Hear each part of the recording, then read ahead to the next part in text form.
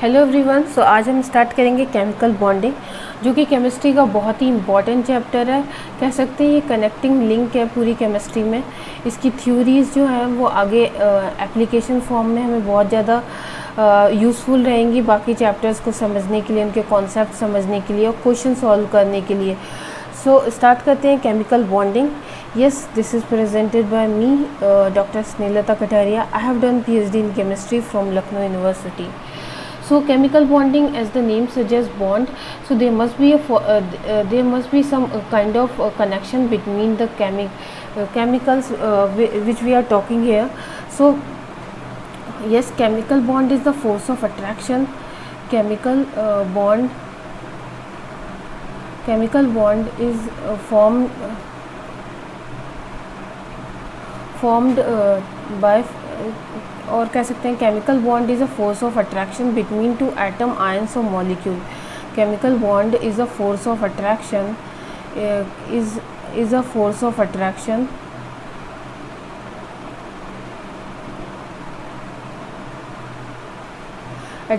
Between two atom, ions और molecule. So ये तो हमने डेफिनेशन की फॉर्म में समझा कि chemical bond is a force of attraction between two atom, ions और molecule. So bond is nothing here but it's a force of attraction. एक तरह का अट्रैक्शन है between, if this is atom 1 and this is atom 2, तो it's a kind of attraction. But अगर हम example से समझें, हमने HCl का देखा है कंपाउंड। सो हमने हमेशा इस तरीके से देखा है, हमने ये पढ़ा है कि दिस इज़ अ बॉन्ड। हमने देखा है कि हाँ, इसको हम बॉन्ड कह देते हैं।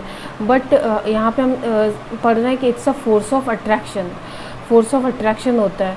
So this is only the representation form. इस लाइन के फॉर्म में हम बॉन्ड को रिप्रेजेंट करते हैं। बट एक्चुअल में क्या होता है, हाइड्रोजन का एक इलेक्ट्रॉन होता है और इसके वैलेंस इलेक्ट्रॉन में 7 होते हैं। तो क्लोरीन का इलेक्ट्रॉन होता है, इसके बीच में शेयरिंग होती है। शेयरिंग ऑफ इलेक्ट्रॉन से जो बॉन्ड बनता है उसी को यहाँ पे केमिकल बॉन्ड बोला गया है। तो ये शेयरिंग इन अ कंटिन्यूस वे होती है, लाइक दिस इस फॉर्म में ये शेयरिंग ऑफ इलेक्ट्रॉन कंटिन्यूस चलता रहता है। तो यहाँ पे कह सकते हैं कंटिन्यूस फोर्स ऑफ अट्रैक्शन होती है। जब कंटिन्यूस होती है तो उसको हम ऐसे रिप्रेजेंट कर देते हैं कि हाँ, there is a continuous force of attraction which is shown in a form of this line here because due to sharing of electron. अब हम आते हैं कि जो एटम होता है, कोई भी एटम होता है, लाइक ऑक्सीजन का एटम होता है, वो एटॉमिक फॉर्म में अनस्टेबल होता है। उसे स्टेबल होने के लिए वो मॉलिक्यूलर फॉर्म में जाना चाहता है और स्टेबल होना चाहता है। तो ऐसा क्यों होता है? यही रीज़न है केमिकल बॉन्ड फॉर्म होने का। सो ऑक्सीजन का जो इलेक्ट्रॉनिक कन्फिगरेशन होता है 2 and 6, this is the electronic configuration of oxygen. So इसके वैलेंस शेल में 6 इलेक्ट्रॉन होते हैं एंड स्टेबल होने के लिए कितने ज़रूरी है? ऑक्टेट कंप्लीट होना ज़रूरी है। दैट मीन्स 8 इलेक्ट्रॉन होना वैलेंस शेल में ज़रूरी है। तो that's why one oxygen atom combine with other oxygen atom and complete its octet and achieve stability and molecule बना देता है, ऑक्सीजन का मॉलिक्यूल बना लेता है और मॉलिक्यूलर फॉर्म में ऑक्सीजन स्टेबल हो जाता है। तो इसी फिनोमिना को समझाने के लिए एक साइंटिस्ट हुए G.N. लुइस, जिन्होंने कहा कि एटम जो है अपने एटॉमिक फॉर्म में तो अनस्टेबल होते हैं, तो वो कंबाइन करके मॉलिक्यूलर फॉर्म में कन्वर्ट हो जाते हैं। बट कोई तो फोर्स है, ऐसा कुछ फोर्स ऑफ अट्रैक्शन है या केमिकल, कोई तो ऐसी फोर्स ऑफ अट्रैक्शन है जो इनके जो फंडामेंटल पार्टिकल्स हैं, इलेक्ट्रॉन, प्रोटॉन और न्यूट्रॉन को आपस में होल्ड करके रखा हुआ है। तभी ये एटॉमिक फॉर्म से मॉलिक्यूलर फॉर्म में कन्वर्ट होके स्टेबल हो जा रहे हैं। ऐसी कोई तो फोर्स ऑफ अट्रैक्शन है, कोई तो ऐसी फिनोमिना यहाँ पे काम कर रही है जिसके वजह से ये एटम्स जो हैं मॉलिक्यूलर फॉर्म में स्टेबल हैं और आपस में एक दूसरे से बंधे हुए हैं। तो इसी को रिसर्च को उन्होंने आगे बढ़ा के अपनी एक क्या कहते हैं इन्वेंशन दी कि yes in 1960 American chemist G.N. Lewis in his research paper published that chemical bond is a pair of electrons shared by two atoms. So इन्होंने बताया कि chemical there is a occurrence of chemical bond between two atoms and this chemical bond is formed by sharing of electron. So ये chemical bond sharing of electron से बन रहा है और इसी को हम केमिकल बॉन्ड कह रहे हैं. सो यहाँ तक के कॉन्सेप्ट में हमें ये पता लगा कि जो केमिकल बॉन्ड है वो शेयरिंग ऑफ इलेक्ट्रॉन से बन रहा है. अभी हमें कोवलेंट बॉन्ड के as a term covalent bond नहीं पता था क्योंकि कोवलेंट बॉन्ड का इन्वेंशन अभी तक नहीं हुआ था. Later on in 1919, another scientist Langmuir gave the term covalent bond. Langmuir ने कहा yes, there is a chemical bond which is formed by sharing of electron and this sharing of electron से जो chemical bond बनेगा उसको हम covalent bond कहेंगे. तो इन्होंने टर्म दिया covalent bond. Sharing of electron से जो बॉन्ड बन रहा है उसको हमने कोवलेंट बॉन्ड कहा. सो कह सकते हैं फर्स्ट जो बॉन्ड इन्वेंट हुआ इन 1916 जिसको टर्म दिया कोवलेंट बॉन्ड इन 1919 लैंगम्योर ने. तो फर्स्ट बॉन्ड जो इन्वेंट हुआ वो हुआ कोवलेंट बॉन्ड जो कि शेयरिंग से बना. So covalent bond is formed by sharing of electron between two combining atom and covalent bond is most important. Covalent bond is formed between two non-metal. Example oxygen, nitrogen, carbon dioxide, some protein, sugar and fuel also CH4. और अभी और bond बनने का main reason क्या था? Stability achieve करना. Since atom are unstable, atoms are जैसे कि हमने देखा कि एटम्स जो होते हैं unstable in its atomic form, unstable in its molecular form. So atom चाहते हैं कि वो मॉलिक्यूलर फॉर्म में कन्वर्ट होके स्टेबल हो जाएं और दैट्स वाई वो जो है शेयरिंग ऑफ इलेक्ट्रॉन से बॉन्ड फॉर्म करके मॉलिक्यूलर फॉर्म में कन्वर्ट हो जाते हैं. So this is the reason for the formation of chemical bond. अब ये यहाँ पे जो है यहाँ पे आप देख सकते हैं नॉन मेटल्स कौन से होते हैं. सिंस अभी हमने देखा कि जो कोवलेंट बॉन्ड होते हैं वो नॉन मेटल्स के बीच में बनते हैं. सो ये ब्लू रिप्रेजेंटेशन जितनी भी है ये नॉन मेटल्स की है, इन्हीं के बीच में जो है वो कोवलेंट बॉन्ड बनते हैं. सो अभी तक हमने जो पढ़ा वो ये पढ़ा कि केमिकल बॉन्ड क्या होते हैं और जो शेयरिंग ऑफ इलेक्ट्रॉन से जो बनते हैं वो होते हैं covalent bond. And G N. Lewis ने क्या बताया अपनी रिसर्च में कि yes there is chemical bond between atom, ions and molecule जिसको हम जो बनते हैं शेयरिंग ऑफ इलेक्ट्रॉन से. सो इन्होंने ये अपनी जो रिसर्च है ये बोला 1916 में ये बताया कि यस जो केमिकल बॉन्ड होते हैं वो शेयरिंग ऑफ इलेक्ट्रॉन से बनते हैं. Later on in 1919 Langmuir gave the term covalent bond. जो शेयरिंग ऑफ इलेक्ट्रॉन से जो बॉन्ड बनेगा उसको हम कोवलेंट बॉन्ड कहेंगे, ये लैंगम्योर ने बताया. ओके, सो कोवलेंट बॉन्ड क्या होता है? Covalent bond is form by sharing of electron between two combining atom and covalent bond is form between to non metals. आगे हम देखते हैं cause of chemical bonding. Bond बनता क्यों है एंड इसका रीज़न क्या है बॉन्डिंग का, कि क्यों ये बॉन्ड बनता है बिटवीन टू एटम में. तो अभी तक हमने पढ़ा कि फर्स्ट रीज़न तो हमें पता ही लग गया, to attain stability, to achieve stability. Stability achieve करने के लिए केमिकल बॉन्ड जो हैं वो बनते हैं. स्टेबिलिटी अचीव करने के लिए केमिकल बॉन्ड बनते हैं. स्टेबिलिटी कैसे अचीव करते हैं? अपनी एटम दूसरे एटम के साथ कंबाइन करके अपने ऑक्टेट कंप्लीट करते हैं एंड स्टेबल हो जाते हैं. सो अचीव स्टेबिलिटी कैसे अचीव करते हैं? To complete octet, to complete its octet.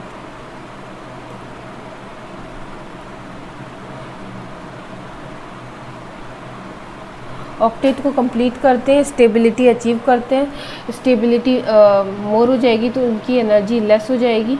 सो ये लॉन्ग फॉर्म के लिए स्टेबल हो जाएंगे. बट ये जो ऑक्टेट रूल है बहुत सारी जगह वैलिड नहीं होता है. लाइक बहुत सारे जिनॉन फ्लोराइड कंपाउंड हैं जो कि जिनकी ऑक्टेट कंप्लीट नहीं, ऑक्टेट रूल को वेरीफाई नहीं करते हैं, वो स्टिल दे आर स्टेबल और वो अकर करते हैं. For example XeF2 octet rule follow नहीं करता है, फिर भी स्टेबल है। सो ये ऑक्टेट रूल है, तभी ये बहुत जगह जो है अनवैलिड हो जाता है। और अब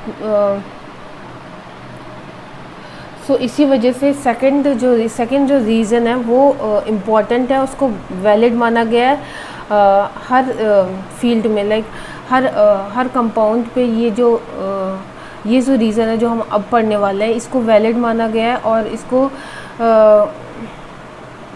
इम्पॉर्टेंट भी माना गया है। For so second reason is to cause of chemical bonding is to lower the energy of system. So main cause of chemical bonding is to lower the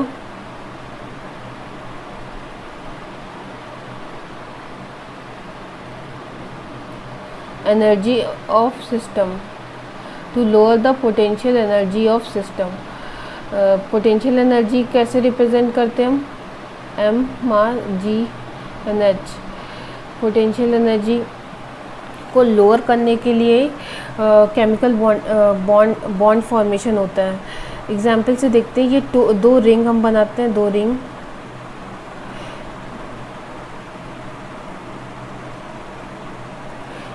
ये बॉल है, एक रिंग के ऊपर रख देते हैं, एक रिंग के यहाँ इस प्लेस पे रखते हैं।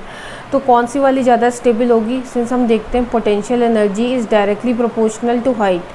अगर हाइट इंक्रीज़ होगी तो पोटेंशियल एनर्जी इंक्रीज़ होगी, पोटेंशियल एनर्जी इंक्रीज़ होगी तो स्टेबिलिटी डिक्रीज़ होगी। सिंस ये वाला हाइट ज़्यादा हाइट पे रखा हुआ है, ये हाइट इतनी हाइट है, ज़्यादा हाइट पे रखा है तो ये लेस स्टेबल होगा, और ये कम हाइट पे है तो ये मोर स्टेबल होगा। सो इसी वजह से जो पोटेंशियल एनर्जी जिसकी ज़्यादा होती है उसकी स्टेबिलिटी कम होती है। तो स्टेबिलिटी अचीव करने के लिए हमें पोटेंशियल एनर्जी को, सिस्टम की पोटेंशियल एनर्जी को लोअर करना पड़ेगा। इसी को एक ग्राफ से समझते हैं। पोटेंशियल एनर्जी का एक ग्राफ आपने देखा भी होगा, काफ़ी बार पढ़ा होगा, उसी से समझते हैं। उससे हम बॉन्ड लेंथ का भी कॉन्सेप्ट समझते हैं। तो ऐसा कुछ ग्राफ हमने बुक्स में पढ़ा हुआ है, NCERT की। रफली बन रहा है ये, वेट।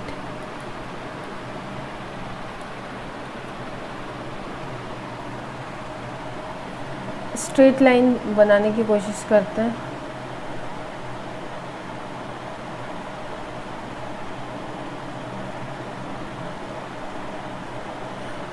हमारा पर्पस है कॉन्सेप्ट को समझना यहाँ पर। सो हम कॉन्सेप्ट समझने पे फोकस करते हैं। पोटेंशियल एनर्जी का जो ग्राफ है वो इस तरीके का हमने पढ़ा हुआ है चैप्टर्स में, ऐसे करके एक ग्राफ है। सो ये इससे हम काफ़ी कुछ समझ लेंगे। जो हमारे एटम होते हैं वो बहुत ही टाइनी पार्टिकल होते हैं, तो उनके लिए अगर रेडियस हम 90 सेंटीमीटर ले रहे हैं या फिर 100 सेंटीमीटर ले रहे हैं, तो वो ये लेंथ एटम के लिए इनफाइनाइट कह देंगे, because they are atoms are very tiny particles. तो ये हम यहाँ पे अगर रेडियस को इनफाइनाइट मानते हैं तो पोटेंशियल एनर्जी यहाँ पे क्या हो जाएगी, ज़ीरो हो जाएगी। ज़ीरो पोटेंशियल एनर्जी है तो हमारे लिए तो अच्छा ही है। पोटेंशियल एनर्जी जितनी कम होगी सिस्टम उतना ज़्यादा स्टेबल हो जाएगा। बट यहाँ पे और भी ज़्यादा डिक्रीज़ कर सकते हैं हम एनर्जी को, और भी ज़्यादा डिक्रीज़ करके नेगेटिव कर सकते हैं। तो यहाँ से जब हम इस तरफ आएंगे तो जब इस पॉइंट पे पहुँचेंगे, यहाँ पे जो potential energy of the system रहेगी वो मिनिमम हो जाएगी। पोटेंशियल एनर्जी सिस्टम की मिनिमम हो जाएगी, और यहीं पे जो स्टेबिलिटी है कंपाउंड की वो मैक्सिमम हो जाएगी। और इस डिस्टेंस को, यहाँ से लेके यहाँ तक वाले डिस्टेंस को ही हम कहेंगे बॉन्ड लेंथ। सो जहाँ पे कंपाउंड की पोटेंशियल एनर्जी मिनिमम हो जाए और स्टेबिलिटी मैक्सिमम हो जाए, उसी लेंथ को हम कहते हैं बॉन्ड लेंथ। तो ये हो जाएगी बॉन्ड लेंथ। एक एग्जांपल लेते हैं, यहाँ पे 2 एटम बनाते हैं। ये एटम A हो गया, ये एटम B हो गया। ये एटम A का न्यूक्लियस हो गया, ये एटम B का न्यूक्लियस हो गया। एटम ए का न्यूक्लियस Na से रिप्रेजेंट किया, एटम बी का न्यूक्लियस Nb से रिप्रेजेंट किया। ये एटम ए के इलेक्ट्रॉन हो गए, ये एटम बी का इलेक्ट्रॉन हो गया। एटम ए के इलेक्ट्रॉन Ea से रिप्रेजेंट किया, एटम बी का इलेक्ट्रॉन Eb से रिप्रेजेंट किया। सो न्यूक्लियस और न्यूक्लियस के बीच में रिपल्शन होगा और इलेक्ट्रॉन और इलेक्ट्रॉन के बीच में रिपल्शन होगा, बट इलेक्ट्रॉन और न्यूक्लियस के बीच में अट्रैक्शन होगा। और दोनों एटम ए और बी के इलेक्ट्रॉन और न्यूक्लियस के बीच में अट्रैक्शन होगा। सो अट्रैक्टिव फोर्स की वजह से ये जो एटम्स होंगे वो क्लोज आते जाएंगे, जो डिस्टेंस है बीच में वो कम होता जाएगा। एक पॉइंट पे आके डिस्टेंस मिनिमम हो जाएगा। उसके बाद जो है, उसके बाद ये और ट्रैक करके और पास नहीं आ सकते, बिकॉज उसके बाद अगर ये देखते हैं, उसके बाद अगर और पास आएंगे तो जो एनर्जी है वो बढ़ना स्टार्ट हो जाएगी और देख रहे पॉजिटिव हो जाए, एनर्जी जो है इंक्रीज़ होना स्टार्ट हो जाएगी, स्टेबिलिटी डिक्रीज़ हो जाएगी। तो इस पॉइंट के बाद जो है एटम वो पास आना छोड़ देते हैं, अट्रैक्टिव फोर्स जो है उनकी ख़त्म हो जाती है और रिपल्शन फोर्स जो डोमिनेट करने लगती है। तो इसी पॉइंट को हम कहते हैं, इसी डिस्टेंस को कहते हैं जब यहाँ पे पोटेंशियल एनर्जी मिनिमम होती है और इस डिस्टेंस के बाद जो एटम की अट्रैक्टिव फोर्स डिक्रीज़ हो जाती है, रिपल्शन फोर्स डोमिनेट होने लगती है। तो इस डिस्टेंस के बाद वो क्लोज नहीं आ पाते हैं और इसी डिस्टेंस को हम कहते हैं बॉन्ड लेंथ। सो यही डिस्टेंस यहाँ पे रिप्रेजेंट किया गया है, इस डिस्टेंस में जहाँ पे पोटेंशियल एनर्जी मिनिमम हो जाती है और एनर्जी स्टेबिलिटी मैक्सिमम हो जाती है। इसी डिस्टेंस को यहाँ पे बोला है बॉन्ड लेंथ, इसी को बॉन्ड लेंथ कहा गया है। सो होप ये कॉन्सेप्ट आपको क्लियर हुआ होगा बॉन्ड लेंथ का। हम आगे और भी एग्जांपल्स के साथ और क्वेश्चंस के साथ पढ़ेंगे, समझेंगे, तो और भी अच्छे से क्लियर हो जाएगा। अब देखते हैं polar and non polar covalent bond. जैसे कि हम शुरू से पढ़ते आ रहे हैं पूरे लेक्चर में कि covalent bond is form by sharing of electron. Sharing of electron से जो बॉन्ड बनता है उसको हम कोवेलेंट बॉन्ड कहते हैं।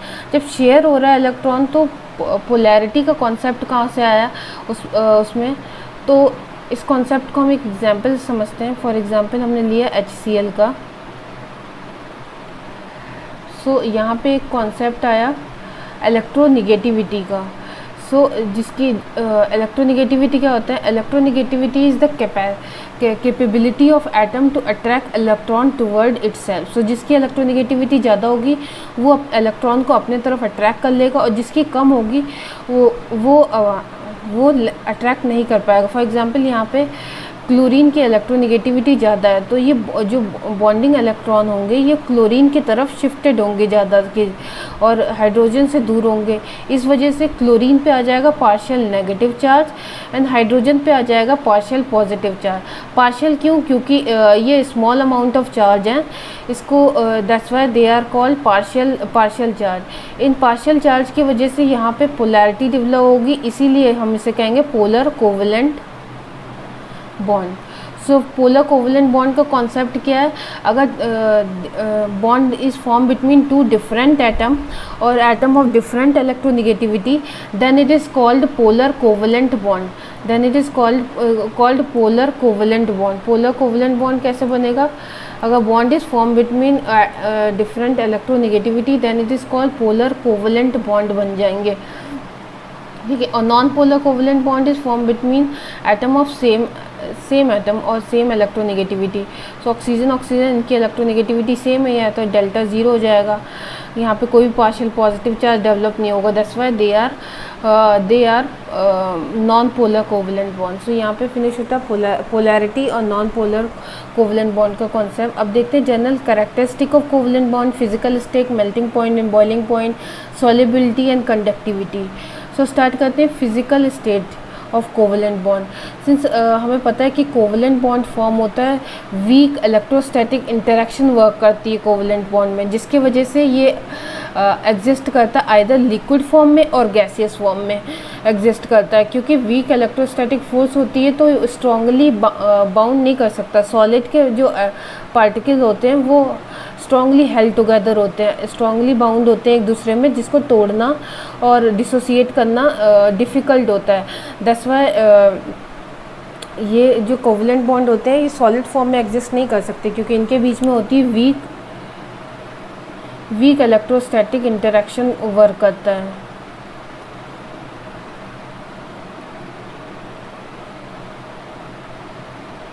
Covalent bond is form by weak electrostatic interaction, that's why they either exist in liquid form और exist in solid form. Okay, अब low melting and boiling point क्यों होता है? सेम रीज़न, बिकॉज इनके बीच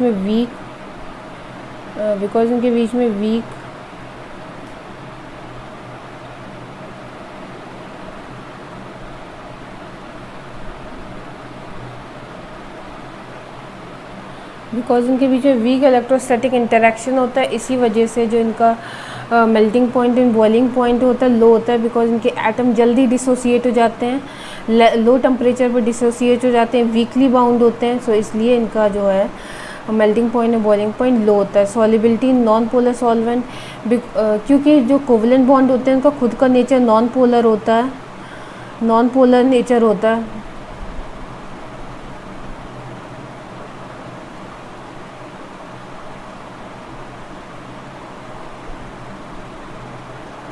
जो covalent bond होते हैं वो खुद का नेचर नॉन पोलर होता है, तो वो नॉन पोलर सॉल्वेंट को प्रेफर करते हैं। हमने जैसे कि पढ़ा है कि like dissolve like, so non polar solvent, non polar compound dissolve in non polar solvent. For example hexane हो गया, कार्बन डाइसल्फाइड हो गया, these are non polar solvent. So जो नॉन पोलर कंपाउंड होते हैं वो नॉन पोलर सॉल्वेंट में easily dissolve हो जाते हैं। दैट्स वाई जो कोवलेंट कंपाउंड होते हैं जिनमें कोवलेंट बॉन्ड होती है वो नॉन पोलर सॉल्वेंट में डिज़ोल्व हो जाते हैं ईजिली। अब पुअर कंडक्टर ऑफ इलेक्ट्रिसिटी क्यों होते हैं? Since we know that covalent bond is form by sharing of electron, sharing of electron से बनता है कोवलेंट बॉन्ड। सो जो कंपाउंड के इलेक्ट्रॉन हैं, जो कंपाउंड के इलेक्ट्रॉन हैं वो तो शेयरिंग में इन्वॉल्व होते हैं। So there is no electron left to conduct electricity. So there is no free electron to conduct electricity. So there is no free electron to conduct electricity. That's why इनका nature जो होता है वो poor, that's why nature में poor conductor of electricity होते हैं, क्योंकि covalent bond sharing से बनते हैं। जो सो इनके पास extra electron, free electron available नहीं होते हैं जो कि इलेक्ट्रिसिटी कंडक्ट करें, तभी ये एक पुअर कंडक्टर ऑफ इलेक्ट्रिसिटी होते हैं। सो आई होप ये सारी बातें आपको समझ में आई होंगी और आगे के लेक्चर्स में और सो आई होप आपको ये बेसिक लेक्चर पसंद आया होगा। ये बहुत ही बेसिक था, आगे के लेक्चर्स में हम थोड़े एडवांस थ्योरीज़ पढ़ेंगे और आगे समझेंगे। So thank you.